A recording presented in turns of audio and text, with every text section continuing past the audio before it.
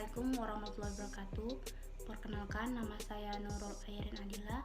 Di kesempatan kali ini saya ingin berpresentasi. Topik yang saya akan bawakan kali ini adalah rancang bangun sistem monitoring pengering pakaian berbasis Arduino menggunakan implementasi IoT. Untuk mempersingkat waktu, saya akan memulai presentasinya. Pendahuluan. Di Indonesia, umumnya masyarakat memanfaatkan panas matahari untuk mengeringkan pakaian telah dicuci.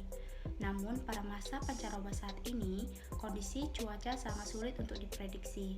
Mengeringkan pakaian jadi pekerjaan yang sangat merepotkan. Secara alami, hujan terjadi dari proses kondensasi uap air di udara yang selanjutnya berbentuk suatu awan. Bila kondisi fisik baik di dalam maupun di luar awan mendukung, maka proses hujan akan berlangsung. Oleh karena itu, sifat dan kondisi suatu hujan atau musim hujan sangat tergantung sekali pada kondisi cuaca, iklim yang terjadi. Pada beberapa kasus, mayoritas orang merasa khawatir saat menjemur pakaian. Kekhawatiran tersebut bertambah ketika sedang berada di luar rumah dan keadaan rumah saat itu sedang kosong. Karena takut pakaian jemur basah oleh air hujan, akhirnya masyarakat menjemur pakaian di teras-teras rumah. Berdasarkan permasalahan tersebut, maka perlu dibuat sebuah sistem agar pakaian dapat dijemur dengan memanfaatkan sinar matahari yang ada secara otomatis dan juga dapat menghemat waktu serta tenaga. Maka dari itu perlu diterapkan secara untuk memonitoring pengering pakaian yang akan dikeringkan. Alat ini dirancang untuk bekerja secara otomatis, membuka atap saat cuaca cerah untuk dijemur dan menutupnya saat terjadinya hujan. Dari uraian di atas, melalui teknologi dan ilmu pengetahuan yang memadai, dapat dirancang sebuah pengering pakaian yang mampu mengeringkan pakaian secara otomatis tanpa harus tergantung pada cuaca yang ada. Maka dari itu, si penulis tertarik untuk membuat suatu sistem rancang bangun sistem monitoring pengering pakaian berbasis Arduino menggunakan implementasi IoT untuk memudahkan masyarakat dalam mengeringkan pakaian. Selain itu, masyarakat dapat menjalankan kesibukannya tanpa khawatir pakaian mereka kehujanan dan menimbulkan bau yang kurang sedap saat dijemur karena telah menggunakan alat ini. Pada penelitian ini, monitoring pengering pakaian menggunakan sensor cahaya LDR, sensor DHT11 dan sensor hujan. Sensor cahaya digunakan LDR berfungsi untuk menentukan cahaya yang ada, sedangkan DHT11 untuk mengukur suhu dan kelembapan.